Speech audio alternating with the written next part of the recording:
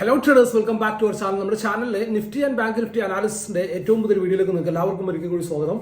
ഞാൻ ഉവൈസ് പാണക്കാട്. എങ്ങനെ പോകുന്നുണ്ട് കാര്യങ്ങളൊക്കെ? ലാസ്റ്റ് ഡേയിലെ മാർക്കറ്റ് എങ്ങനെ ഉണ്ടായിരുന്നു? അത്യാവശ്യം നല്ല വോളറ്റൈലിറ്റി എന്ന് പറഞ്ഞാൽ ഹെവി വോളറ്റൈലിറ്റിയും അതുപോലെ തന്നെ അത്യാവശ്യം നല്ല പ്രീമിയം DKയും ഒക്കെയുള്ള ഒരു മാർക്കറ്റ് ആയിരുന്നു അല്ലേ. നമുക്ക് മാർക്കറ്റ് കഴിഞ്ഞ് നോക്കുമ്പോഴേ നമുക്ക് കാണാൻ പറ്റും, ഓക്കെ മാർക്കറ്റിൽ ഇത്ര വലിയൊരു മൊമെന്റം ഉണ്ടായിരുന്നല്ലോ, എന്നിട്ടും എനിക്ക് കാശുണ്ടാക്കാൻ പറ്റിയിട്ടില്ലല്ലോ എന്നുള്ള ചിന്തയൊക്കെ നമുക്ക് വരും, എന്നുള്ള ഫ്രസ്ട്രേഷൻസ് ഒക്കെ നമുക്ക് വരും. ഞാൻ നിങ്ങൾക്ക് ആദ്യമേ ഒരു കാര്യം പറഞ്ഞേ കേട്ടോ, ഇത് സ്ലോ ആൻഡ് സ്റ്റഡി മാത്രം വിൻ ചെയ്യാൻ പറ്റുന്ന ഒരു റേസാണേ. മനസ്സിലാവുന്നുണ്ടോ? ചാർട്ട് നോക്കുമ്പോൾ നമ്മൾ ബാക്ക് ടെസ്റ്റ് ചെയ്യുമ്പോൾ നമുക്ക് കാണാൻ പറ്റും, ഓക്കെ ഇവിടുന്ന് ഞാൻ ക്യാപ്ചർ ചെയ്തിട്ടുണ്ടെന്നുണ്ടെങ്കിൽ ഇത്ര പോയിന്റ് എനിക്ക് കിട്ടിയല്ലോ. ബാങ്ക് നിഫ്റ്റിയിലാണെങ്കിൽ 400 പോയിന്റ് ട്രാവൽ ചെയ്തിട്ടുണ്ടല്ലോ.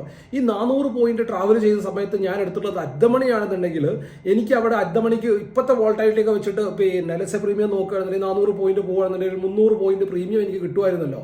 ആൻഡ് അതിന്റെ കൂട്ടത്തിൽ ഞാൻ ഇത്ര ലോട്ട് എടുത്തിട്ടുണ്ടെന്നുണ്ടെങ്കിൽ ഇത്ര എനിക്ക് കിട്ടുമായിരുന്നല്ലോ, ഇത്ര കിട്ടുകയായിരുന്നുണ്ടെങ്കിൽ ഇത്ര വർഷം കൊണ്ട് ഞാൻ ഇന്നതാവുമായിരുന്നല്ലോ, ആൻഡ് ഇത്ര അല്ലെങ്കിൽ ഒരു 5 വർഷം കഴിയുമ്പോഴേക്കും ഞാൻ ഈ ഒരു ലെവലിൽ ആവുമായിരുന്നല്ലോ, എൻ്റെ നാട്ടിലുള്ള ടൗൺഷിപ്പിന്റെ പകുതി ഞാൻ വാങ്ങിച്ചിട്ടുണ്ടാവുമായിരുന്നല്ലോ എന്നൊക്കെ നമുക്ക് കണക്കൂട്ടാം. എപ്പം എന്നറിയാം? After market. കാരണം 100 പോയിന്റ് ബാങ്ക് നിഫ്റ്റി മുകളിലേക്ക് ഷൂട്ട് ചെയ്ത് കഴിഞ്ഞാൽ 70 പോയിന്റ് പ്രീമിയം മുകളിലേക്ക് പോയാൽ വിത്തിൻ നോ ടൈം അതേപോലെ 35 പോയിന്റ് താഴത്തേക്ക് തന്നെ വരും, അല്ലെങ്കിൽ 40 പോയിന്റ് താഴത്തേക്ക് തന്നെ വരും, അല്ലെങ്കിൽ കോസ്റ്റിലേക്ക് തന്നെ വരും. ഇനി ഒരു ദിവസം ഞാൻ ഇങ്ങനെ ഒരു മൂവ് മിസ്സായല്ലോ എന്ന് വിചാരിച്ചിട്ട് അടുത്ത ദിവസം 100 പോയിന്റ് എത്തിയിട്ട് ബുക്ക് ചെയ്യാണ്ട് 500 പോയിന്റിനോ 400 പോയിന്റിനോ കാത്തിരുന്ന് കഴിഞ്ഞാൽ അന്ന് അവൻ തിരിച്ചു വന്നിട്ട് കോസ്റ്റ് ലെസ്സൽ അടിക്കും, അല്ലെങ്കിൽ ലോസും ബുക്ക് ചെയ്യേണ്ടി വരും. ഇതാണ് റിയൽ റണ്ണിങ് മാർക്കറ്റിലെ മാർക്കറ്റ് കണ്ടീഷൻ എന്ന് പറഞ്ഞാൽ ഇതാണ്. കാര്യങ്ങൾ ഒട്ടും തന്നെ ഈസി അല്ല. പറയുന്നവർക്ക് വേണമെങ്കിൽ നല്ല രസത്തിൽ ഇങ്ങനെ പറയാം, ഞാൻ അത്ര പ്രോഫിറ്റ് ഉണ്ടാക്കി, ഞാൻ ഇത്ര ഉണ്ടാക്കി, ഞാൻ അങ്ങനെ ചെയ്തു, ഞാൻ ഇങ്ങനെ ചെയ്തു, ഏറ്റവും താഴെ പിടിച്ചു, ഏറ്റവും ടോപ്പിൽ വിറ്റു. നടപടിയാവുന്ന കാര്യമല്ല മക്കളെ, നടപടിയാവും. ഞാനും അതിൻ്റെ സെർച്ചിങ്ങിൽ തന്നെ ഞാനും. എങ്ങനെ? നമ്മുടെ എക്സ്പീരിയൻസ് ആണ് നമ്മളെ ആ ഒരു ലെവലിലേക്കൊക്കെ എത്തിക്കുന്നത്. ഒരിക്കലും എടുപിടി എന്ന് പറഞ്ഞിട്ട് ഈ പറഞ്ഞ കാര്യങ്ങളൊന്നും തന്നെ നടക്കൂല എന്നുള്ളതാണ്. കുറച്ച് ബുദ്ധിമുട്ടാണ് കാര്യങ്ങൾ. നമുക്ക് ഈസി ആയിട്ട് ക്യാപ്ചർ ചെയ്യാൻ പറ്റുന്നതിനെ കുറിച്ചിട്ട് ആലോചിക്കുക, അതിന് വേണ്ടിയിട്ട് ട്രൈ ചെയ്യുക എന്നുള്ളതാണ്. എന്നെ സംബന്ധിച്ച് എൻ്റെ പേഴ്സണലി ഉള്ള കാര്യം ഞാൻ പറഞ്ഞുതരാം. എനിക്ക് മാർക്കറ്റ് 400 പോയിന്റ് പോയാലും 500 പോയിന്റ് പോയാലും എനിക്കൊരു സങ്കടവുമില്ല. ടു ബി ഫ്രാങ്ക്, എനിക്ക് അന്നത്തെ ദിവസം ഞാൻ ട്രേഡ് എടുത്തിട്ടുണ്ടെന്നുണ്ടെങ്കിൽ ആ ട്രേഡിൽ എനിക്കൊരു 100 പോയിന്റ് എങ്കിലും പ്രീമിയത്തിൽ കിട്ടിയിട്ടില്ലെങ്കിൽ എനിക്ക് സങ്കടമാണ്. 100 പോയിന്റ് മുകളിൽ കിട്ടിക്കഴിഞ്ഞാൽ ഞാൻ മോർ ദാൻ ഹാപ്പിയാണ് കേട്ടോ. ടു ബി ഫ്രാങ്ക്, സത്യം പറയാം. ഞാൻ ബാങ്ക് നിഫ്റ്റിയിലാണ് ട്രേഡ് ചെയ്യുന്നത്. 100 പോയിന്റിന്റെ മുകളിൽ കിട്ടുകയാണെന്നുണ്ടെങ്കിൽ ഞാൻ ഭയങ്കര ഹാപ്പിയാണ്. ആൻഡ് ആ 100 പോയിന്റ് കിട്ടിയിട്ടില്ല എന്നുണ്ടെങ്കിൽ മാർക്കറ്റ് എൻ്റെ ഡയറക്ഷനിലേക്ക് തന്നെയാണ് പോയിട്ടുള്ളതെന്നുണ്ടെങ്കിൽ എനിക്ക് ഭയങ്കരമായിട്ടുള്ള സങ്കടമാണ്. അതിൽ കൂടുതലുള്ളതിനെ കുറിച്ച് ഞാൻ ആലോചിക്കാറില്ല. എനിക്കത് വേണ്ട, കാരണം എനിക്ക് അതിനുള്ള എക്സ്പീരിയൻസ് ഇല്ല. എനിക്കിപ്പം എൻ്റെ ക്ലാസ്സിനകത്തേക്ക് ഒരുപാട് ആളുകൾ ചേർക്കാനായിട്ട്, അല്ലെങ്കിൽ ട്രേഡിംഗ് എന്ന് പറഞ്ഞാൽ ഭയങ്കര ഒരു സംഭവമാണ്, അതിനകത്ത് തന്നെ മിന്നിത്തിളങ്ങി വെട്ടിത്തിളങ്ങി നിൽക്കുന്ന ഒരു നക്ഷത്രമാണ് ഞാൻ എന്ന് കാണിക്കാൻ വേണ്ടിയിട്ട് അങ്ങനെയൊക്കെ വേണമെങ്കിൽ പറയാം. ഞാൻ ഇവിടുന്ന് പിടിച്ചു, ഞാൻ അറ്റത്ത് കൊണ്ടുപോയി വിട്ടു, എല്ലാ ട്രേഡും ഞാൻ ക്യാപ്ചർ ചെയ്തു, ഇങ്ങനെയൊക്കെ എനിക്ക് വേണമെങ്കിൽ പറയാം. എൻ്റെ ക്ലാസ്സിലൊക്കെ ജോയിൻ ചെയ്ത ആൾക്കാർക്ക് ക്ലിയർ ആയിട്ട് അറിയാൻ പറ്റും. ഞാനൊരു ഭയങ്കര കൺസർവേറ്റീവ് ട്രേഡർ എന്ന് പറഞ്ഞാൽ ഭയങ്കര കൺസർവേറ്റീവ് ട്രേഡർ. അങ്ങനെയുള്ള ട്രേഡർ നിങ്ങൾ കണ്ടിട്ടുണ്ടാവില്ല, മേ ബി ലൈഫിൽ നിങ്ങൾ കണ്ടിട്ടുണ്ടാവില്ല ഇങ്ങനെ ട്രേഡ് ചെയ്യുന്ന ആൾക്കാരുണ്ടെന്നുള്ളത്. അതായത് പേടിയുള്ള ട്രേഡർ എന്ന് നമുക്ക് കാണുമ്പോൾ തോന്നൂലേ, അങ്ങനെയുള്ള ട്രേഡറാണ് ഞാൻ. എനിക്ക് അത് പറയാനായിട്ട് പ്രത്യേകിച്ച് മടിയോ നാണക്കേടുകളോ ഒന്നും തന്നെ ഇല്ല. കാരണം ഞാൻ ആരെയും ഇംപ്രസ് ചെയ്യാനല്ല ഇവിടെ വന്നിരിക്കുന്നത്. എനിക്ക് എന്നെ നന്നാക്കിയാൽ മതി. ഡേ ബൈ ഡേ എൻ്റെ മിസ്റ്റേക്കുകൾ മാറ്റി മാറ്റി പോയാൽ മതി. എനിക്കറിയാം, വൺസ് ഞാൻ ഒരു ലെവലിലേക്ക് റീച്ച് ആയി കഴിഞ്ഞാൽ ഈ മാർക്കറ്റിൽ എനിക്ക് 10 lakh ക്വാണ്ടിറ്റി വേണം എന്ന് പറഞ്ഞാലും എനിക്ക് ആ 10 lakh ക്വാണ്ടിറ്റി കിട്ടും. ആ 10 lakh ക്വാണ്ടിറ്റിയിൽ ഈ 100 പോയിന്റ് പിടിക്കാൻ പറ്റിക്കഴിഞ്ഞാൽ അതൊരു വലിയ എമൗണ്ട് ആണ് അല്ലേ. എനിക്ക് ഈ ഒരു ഇതുണ്ടല്ലോ, ആ ഒരു ഫേസിൽ ക്ലിയർ ആയിട്ട് നടന്നു പോവുക എന്നുള്ളത് മാത്രമാണ് എന്നെ സംബന്ധിച്ചുള്ള കാര്യം. കാരണം ബാക്കിയുള്ളതൊക്കെ ക്വാണ്ടിറ്റി കൂട്ടിക്കഴിഞ്ഞാൽ കിട്ടുന്ന കാര്യങ്ങളാണ്. ഈ ക്വാണ്ടിറ്റി എന്ന് പറയുന്നത് എന്താണ്? ഓഫ് കോഴ്സ് നമ്മളുടെ ലിമിറ്റാണ്, നമ്മളുടെ റിസ്ക് ആണ് അല്ലേ. 10 ലക്ഷം രൂപ റിസ്ക് എടുക്കാൻ പറ്റുന്ന സമയത്തേക്ക് ഞാൻ എത്തുമ്പം, ഒരു ദിവസം 10 ലക്ഷം രൂപ റിസ്ക് ഞാൻ എടുക്കുന്ന ആ ഒരു പൊസിഷനിലേക്ക് ഞാൻ എത്തുമ്പോൾ എനിക്ക് ഈ ചിന്തിക്കുന്നതിനെക്കാട്ടിലും വലിയ പ്രോഫിറ്റുകൾ ഉണ്ടാക്കാൻ പറ്റും. ബട്ട് അതിന് കൺസിസ്റ്റന്റ് ആയിട്ടുള്ള എഫേർട്ട് ഇടേണ്ടതുണ്ട്. ഇന്നലെ നമ്മൾ വീഡിയോയിൽ ക്ലിയർ ആയിട്ട് കാര്യങ്ങൾ പറഞ്ഞാണ്. ഞാൻ നടക്കുന്ന ട്രാക്കുകളാണ്. ഇപ്പം ഇന്നലെ ആ വീഡിയോയുടെ കമന്റ് ബോക്സ് നോക്കിയാൽ നിങ്ങൾക്ക് കാണാൻ പറ്റും. ഞങ്ങൾ നടക്കുന്ന ട്രാക്കിലൂടെ നിങ്ങൾ പോയിട്ടായിരിക്കാം നിങ്ങൾക്ക് ഇത് കറക്റ്റ് ആയിട്ട് പറയാൻ പറ്റുന്നത്. അത് തന്നെയാണ് സത്യം, അത് തന്നെയാണ് പരമാർത്ഥം എന്ന് പറയുന്നത്. എന്നെ സംബന്ധിച്ച് ഈ ട്രാക്ക് ഷാർപ്പ് ആക്കുക എന്നുള്ളതാണ്, ഈ ട്രാക്കിൽ നിന്ന് തെറ്റിപ്പോകാണ്ടിരിക്കുക എന്നുള്ളതാണ്. പല സമയത്തും നമ്മൾ ഇതിനകത്ത് നിന്ന് മാറിപ്പോവും, ഡൈവേർട്ടായി പോവും. റിയൽ മാർക്കറ്റിൽ ഈ മൂവ്മെന്റും കാര്യങ്ങളൊക്കെ കണ്ടു കഴിഞ്ഞാൽ ആവശ്യമില്ലാതെ ട്രേഡിലേക്ക് ചാടി കയറാനൊക്കെ തോന്നിപ്പോവും. അത് എത്ര എക്സ്പീരിയൻസ് ആയി കഴിഞ്ഞാലും നമുക്ക് ആ ഒരു തോന്നൽ ഉണ്ടാവും. ആദ്യം ഈ തോന്നൽ ഇല്ലാണ്ടാക്കുക എന്നുള്ളതാണ്. അതാണ് നമ്മുടെ സൈക്കോളജി ബിൽഡ് ചെയ്യുക എന്ന് പറയുന്ന കാര്യം.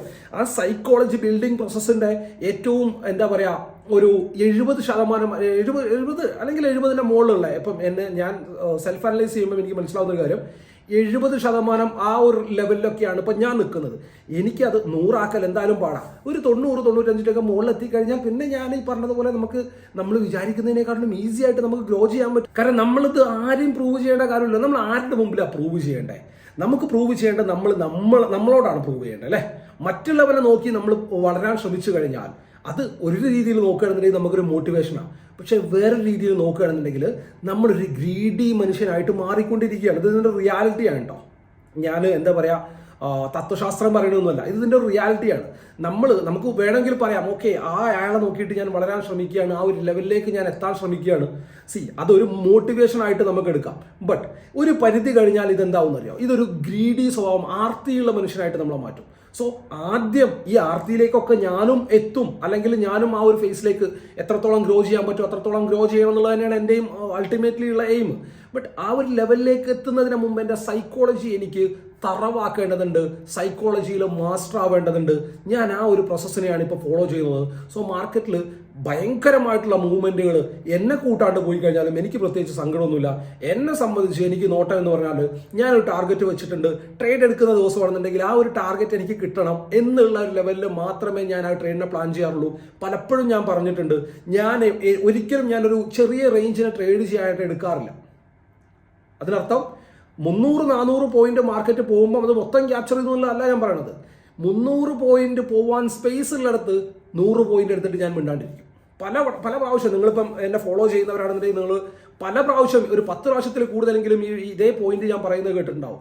300 പോയിന്റ് മാർക്കറ്റ് പോവാൻ സാധ്യതയുള്ള സ്ഥലത്ത് 100 പോയിന്റ് എടുത്തിട്ട് ഞാൻ ഇറങ്ങിപ്പോരും. കാരണം ഈ 100 പോയിന്റ് എടുത്ത് ശീലമായി കഴിഞ്ഞാൽ ഇതിനെ മുകളിലേക്ക് കൊണ്ടുപോകാൻ, ഈ 300നെ ക്യാപ്ചർ ചെയ്യാൻ, അല്ലെങ്കിൽ ഈ 300 പോയിന്റ് മാർക്കറ്റ് മൂവ് ചെയ്യാൻ സ്പേസ് ഉള്ള സ്ഥലം ഐഡന്റിഫൈ ചെയ്യാൻ പറ്റിക്കഴിഞ്ഞാൽ എൻ്റെ ട്രേഡിങ് നന്നാക്കാൻ എന്നെ കൊണ്ട് പറ്റും. നമ്മൾ നന്നാക്കാൻ ശ്രമിച്ചുകൊണ്ടിരിക്കുകയല്ലേ, നമ്മുടെ മിസ്റ്റേക്കുകൾ മാറ്റാനായിട്ട് നമ്മൾ ശ്രമിച്ചുകൊണ്ടിരിക്കുകയാണല്ലോ. സോ അപ്പം എന്നെ കൊണ്ട് ഇത് ചെയ്യാൻ പറ്റും. സോ ഞാൻ ഇതാണ് കൺസിസ്റ്റൻ്റ്ലി ഫോളോ ചെയ്യുന്നത്. ഈ ഒരു പ്രോസസ്സൊക്കെയാണ് ഞാൻ എൻ്റെ ട്രേഡിങ്ങിൽ നന്നാക്കാനായിട്ട് ശ്രമിക്കുന്ന കാര്യങ്ങൾ. സോ പറഞ്ഞു വന്നപ്പോൾ കുറേ കഥകൾ പറഞ്ഞു വന്നു, ബോറടിപ്പിക്കുന്നില്ല. നേരെ ഡീറ്റെയിൽ ആയിട്ട് അനാലിസിലേക്ക് നോക്കാം. നല്ല വോൾട്ടാലിറ്റിയും കാര്യങ്ങളൊക്കെ കാണിച്ചിട്ടുണ്ട്. ആൻഡ് എഗെയിൻ അത് കൂൾ ഓഫ് ആവാനുള്ള സമയമാണ്. നല്ല ഒരു സെൽ ഓഫ് ലാസ്റ്റ് പോയിന്റിൽ വെച്ചിട്ട് കണ്ടിട്ടുണ്ട്, നല്ല മുകളിലേക്ക് കൊണ്ടുപോയി. ഈവൻ തോ നോക്കുകയാണെന്നുണ്ടെങ്കിൽ നിഫ്റ്റി നമ്മുടെ ഓൾ ടൈം ഹൈനെ ബ്രേക്ക് ചെയ്തു. അതിനുശേഷം അവിടുന്ന് ഷാർപ്പായിട്ട് താഴെ വീണു. ആൻഡ് ലാസ്റ്റ് ലോവർ ലെവലിൽ തന്നെ വന്നിട്ട് മാർക്കറ്റ് നിന്നിട്ടുണ്ട്. ആൻഡ് നാളത്തേക്ക് നോക്കുകയാണെന്നുണ്ടെങ്കിൽ നമ്മുടെ മൺഡേയിലേക്ക് നോക്കുകയാണെന്നുണ്ടെങ്കിൽ മിഡ് ക്യാപ്പിന്റെ ഒക്കെ എക്സ്പയറി ഉണ്ട്. സോ ഡീറ്റെയിൽ ആയിട്ടുള്ള അനാലിസിലേക്ക് പോകാം, നമുക്ക് ചാർട്ടിലേക്ക് പോകാം. നമുക്ക്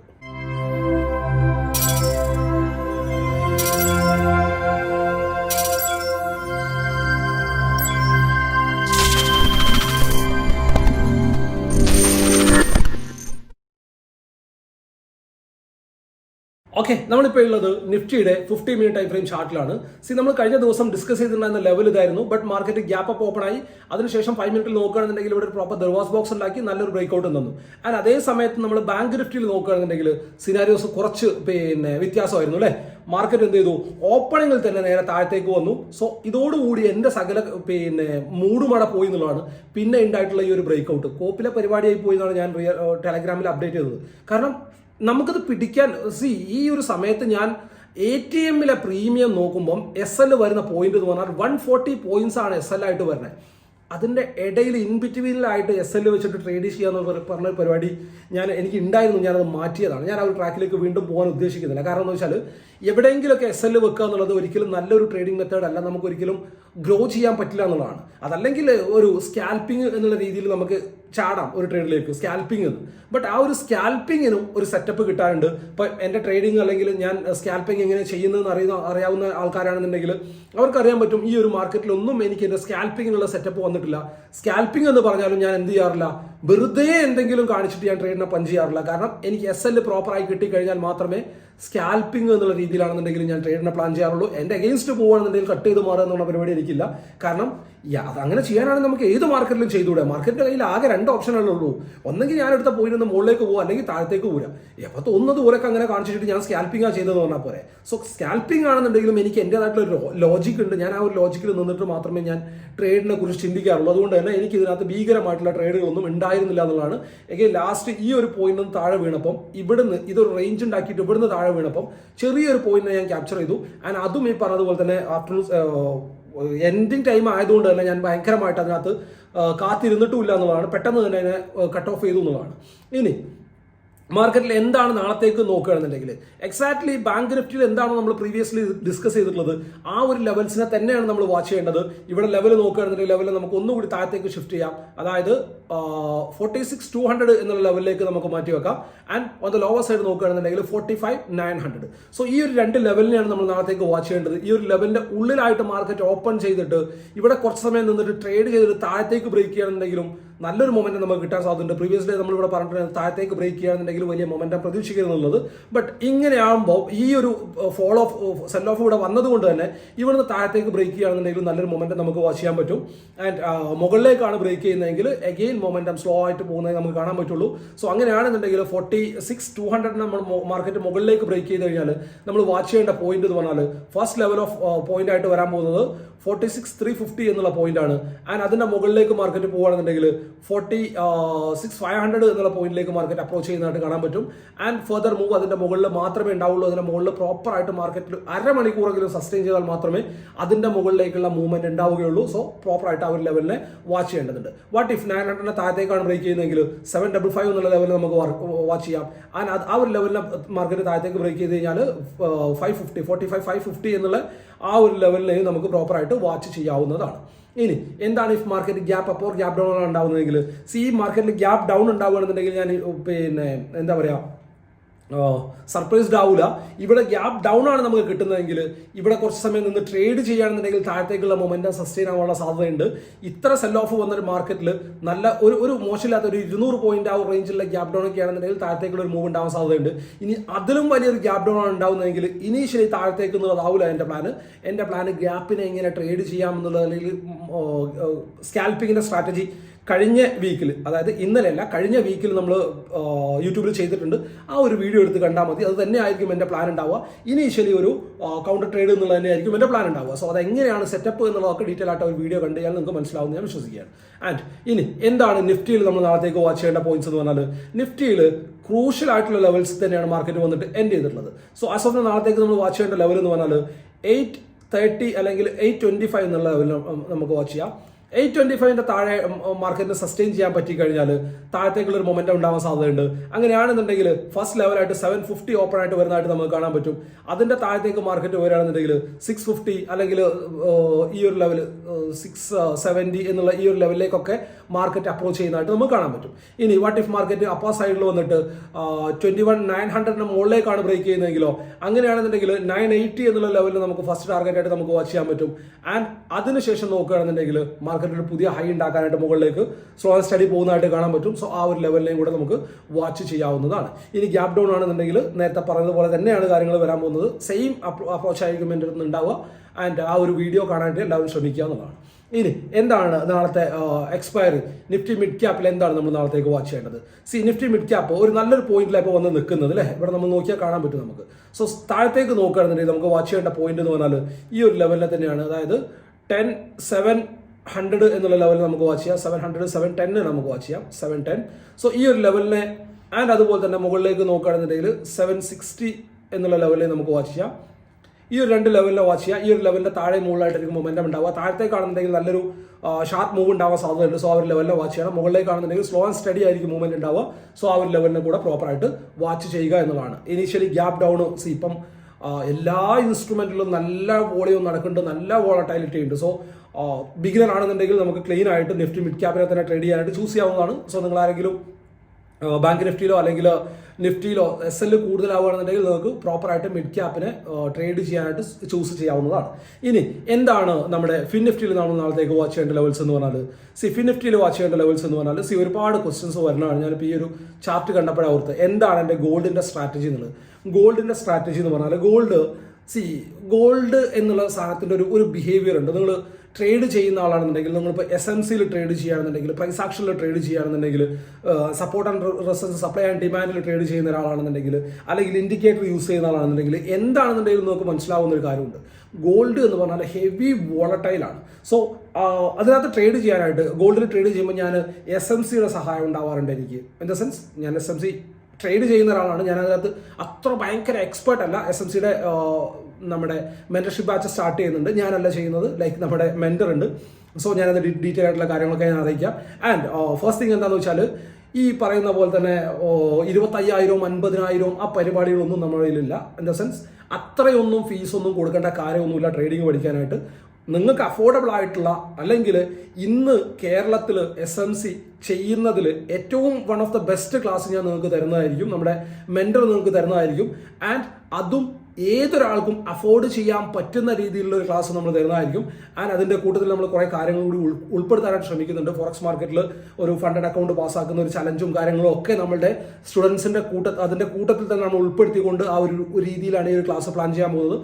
ഏറ്റവും വലിയ ഹൈലൈറ്റ് എന്ന് പറയുന്നത് പ്രോപ്പർ മെന്റർഷിപ്പ് ആയിരിക്കും. ആൻഡ് നിങ്ങൾക്ക് കേരളത്തിൽ എവിടെ അന്വേഷിച്ച് കഴിഞ്ഞാലും ഒരു 25,000 മിനിമം 25,000 ആ റേഞ്ചിലൊക്കെയാണ് SMC എന്നൊക്കെ പറഞ്ഞിട്ട് ചാർജ് ചെയ്യുന്നത്. അതിനേക്കാട്ടിലും വളരെ കോസ്റ്റ് എഫക്റ്റീവ് ആയിട്ടുള്ള ഒരു രീതിയിലായിരിക്കും ഞാനത് പ്ലാൻ ചെയ്യുന്നുണ്ടാവുക. സോ നമുക്ക് ഡീറ്റെയിൽ ആയിട്ട് അതൊക്കെ നമുക്ക് പറയാം. സോ അത് പറഞ്ഞു വന്നത്, ഗോൾഡിൽ ഞാൻ ചെയ്യുമ്പോൾ പല കാര്യങ്ങളും ഞാൻ ഉൾപ്പെടുത്താറുണ്ട്. എന്നാലും അതിൻ്റെ കൂട്ടത്തിൽ എനിക്കൊരു 2-3 സെറ്റപ്പുകളുണ്ട്. ഞാൻ എന്തായാലും ഡിസ്കസ് ചെയ്യാം. ഞാനൊരു വീഡിയോ ആയിട്ട് ചെയ്യാവുന്നതാണ്. അതിന് അടുത്ത ആഴ്ചത്തേക്ക് നമുക്ക് ആ ഒരു വീഡിയോ നമുക്ക് പ്ലാൻ ചെയ്യാം. ഇനി നിഫ്റ്റിയിൽ ഇതിനകത്ത് നോക്കുകയാണെന്നുണ്ടെങ്കിൽ, മിഡ് ക്യാപ്പിൽ ഫിൻ നിഫ്റ്റിയിൽ നോക്കുകയാണെന്നുണ്ടെങ്കിൽ ഓൺ ദ ലോവർ സൈഡ് നമ്മൾ വാച്ച് ചെയ്യേണ്ടത് 20,225 എന്നുള്ള ലെവലാണ്. 425 എന്നുള്ള ലെവലിൽ നമുക്ക് വാച്ച് ചെയ്യാം. 425 ഈ ഒരു ലെവലിൽ 420, 425. ആൻഡ് അപ്പർ സൈഡിൽ നോക്കുകയാണെന്നുണ്ടെങ്കിൽ ഈ ഒരു റേഞ്ച് ഉണ്ടല്ലോ മുകളിലേക്ക്, ഈ ഒരു റേഞ്ചിൽ നിന്ന് ഇവിടെ നിന്നാണ് റീടെസ്റ്റ് ചെയ്തിട്ട് മാർക്കറ്റ് താഴത്തേക്ക് വന്നുള്ളത് 550 എന്നുള്ള ലെവൽ. ഇതിന്റെ മുകളിലേക്ക് മാത്രമേ ക്ലിയർ കട്ട് മൊമെന്റ് നമുക്ക് കിട്ടുള്ളൂ. സോ ആ ഒരു ലെവലിനെ കൂടെ നമ്മൾ പ്രോപ്പറായിട്ട് വാച്ച് ചെയ്യണം എന്നുള്ളതാണ്.